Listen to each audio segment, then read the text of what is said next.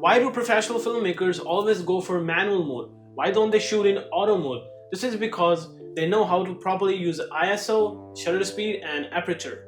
I remember when I started photography, it took me 6 months to switch from auto mode to manual mode. I'm not saying that auto mode is bad, it is really good for beginners. But using manual mode gives you a lot of control over your photo. Today I'm going to tell you what is ISO, shutter speed, and aperture, and why it is important when doing photography. So let's get started.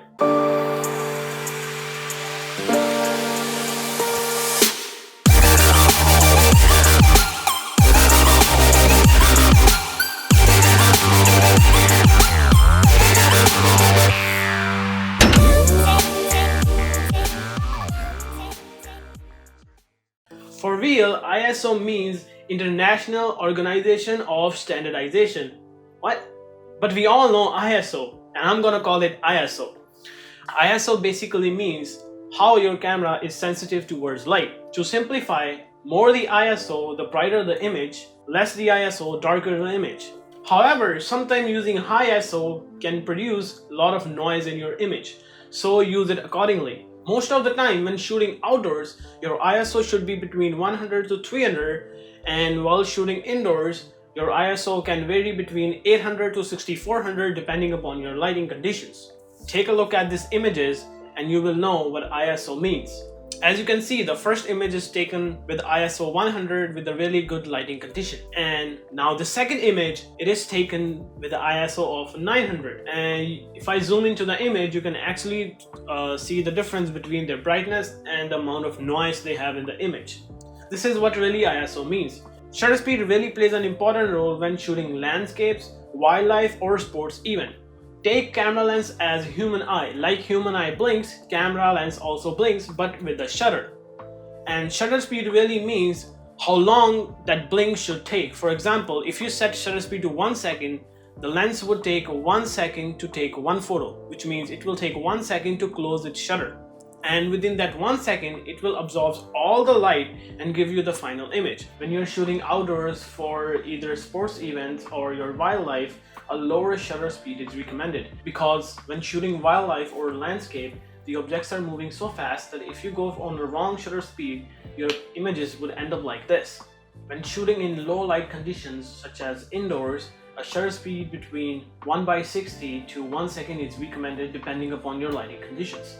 However, you might have seen these photos on the internet and you might be wondering how these photos are taken. Well, these photos are taken with a shutter speed between 1 to 3 seconds.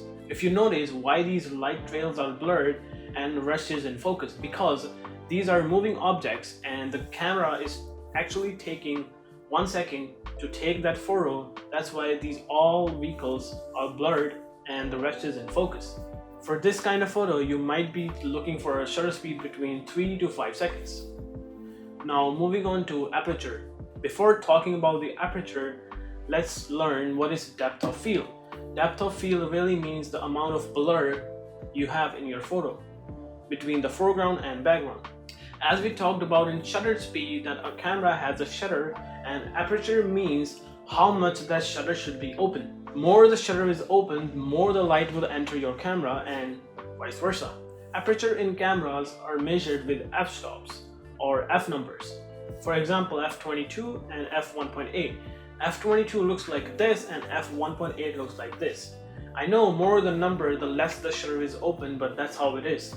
f1.8 really means the shutter is really widely open.